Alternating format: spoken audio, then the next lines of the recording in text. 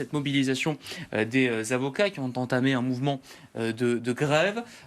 Quelles sont les raisons qui aujourd'hui font que certains avocats, si ce n'est de nombreux avocats, sont à bout, Maître Gers?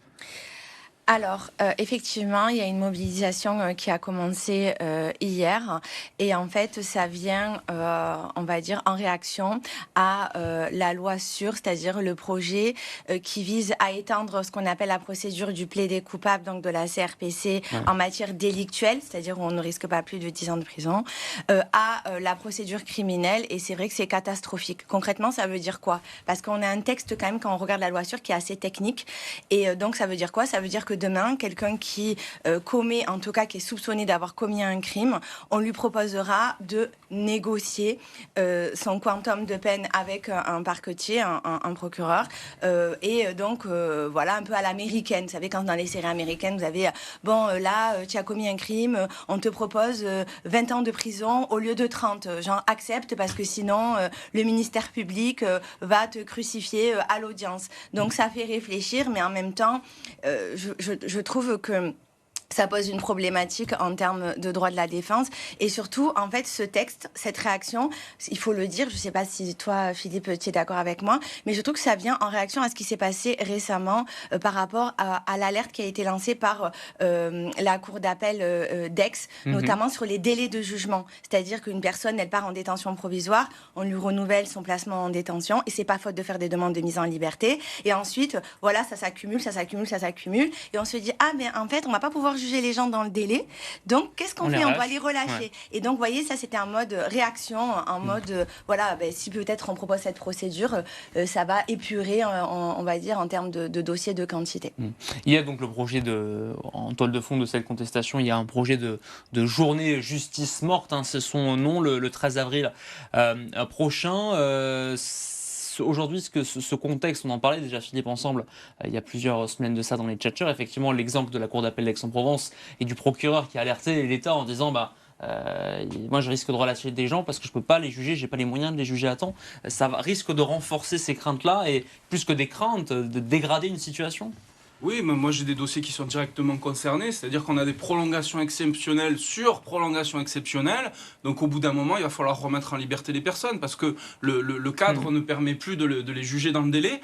Vous avez un constat, c'est simple, trop d'affaires en cours, trop de dossiers en attente, en suspens, trop. Vous avez le budget de la justice, ils veulent pas augmenter, donc ils se disent financièrement parlant, on peut pas absorber le flux et économiquement recruter des magistrats, augmenter le salaire des magistrats, augmenter le nombre de palais de justice, augmenter le cadre, on peut pas. Donc qu'est-ce qu'il faut faire?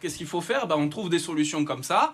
Alors déjà que la justice pénale était bien compliquée, on s'est dit pourquoi faire simple? Non, on va plutôt encore complexifier. On va mettre des CRPC criminels, on va mettre des choses qui vont être beaucoup plus complexes et on va réduire la place de la victime parce qu'on se dit la justice, il faut qu'elle aille plus vite, donc la victime on va mettre un peu de côté. Puis si elle répond pas dans les délais, à ce moment-là, on va homologuer des choses, comme ça va aller plus vite.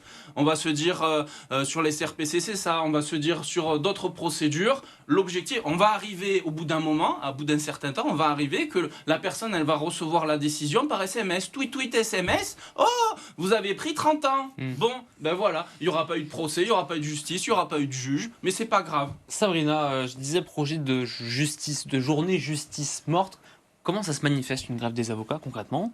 On pose la même question quand les policiers se mobilisent, quand les pompiers se mobilisent. Ok. Est-ce qu'il y a vraiment un impact? Alors, déjà, ce qu'il faut savoir, c'est pas une grève corporatiste comme on a pu avoir quand c'était la problématique des retraites. Là, on fait pas grève pour nous, parce qu'on est avocat. Avant de défendre un dossier, quand on est avocat, en tout cas moi, c'est comme ça que je vois la profession, c'est qu'on est là pour défendre des libertés et des droits. Donc, en vérité, cette grève, on la fait pas pour nous, on la fait pour les citoyens, parce que c'est une loi qui aurait pu passer en sous-marin, comme ça, qu'on se rende Mais pas comment compte. vous la faites? Alors, c'est-à-dire que ça a commencé hier, c'est-à-dire qu'il y a ce qu'on appelle, nous, dans le jargon, un MCO, un membre du Conseil de l'Ordre, qui arrive, donc, quand on doit passer notre dossier, qui se manifeste et qui lit, en fait, le texte aux magistrats et qui leur dit pourquoi on fait grève, quelles sont les raisons, et on va demander de renvoyer les dossiers. Ça, c'est en matière civile. D'accord. Ça se manifeste comme ça sur le plan civil. Sur le plan pénal, en tout cas, moi, je parle pour mon barreau parce que à Aix ou dans d'autres villes, peut-être que ça se passe pas pareil. On a reçu un message de l'ordre qui nous dit qu'en fait, on va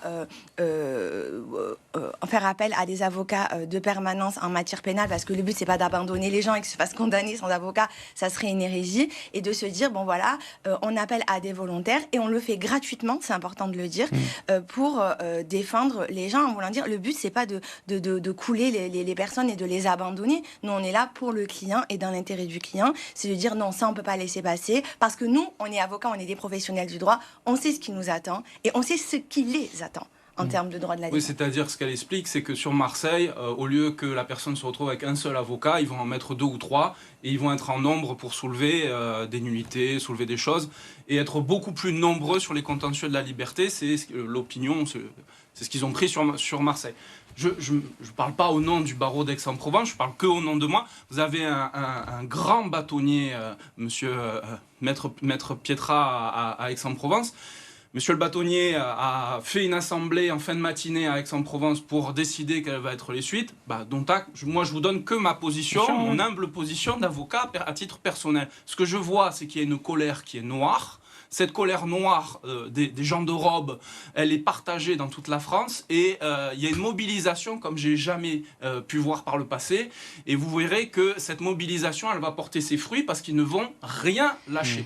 Rien lâcher. Après, excusez-moi, je me permettrai de rebondir parce que finalement, on regarde que notre ministre de la Justice, il botte en touche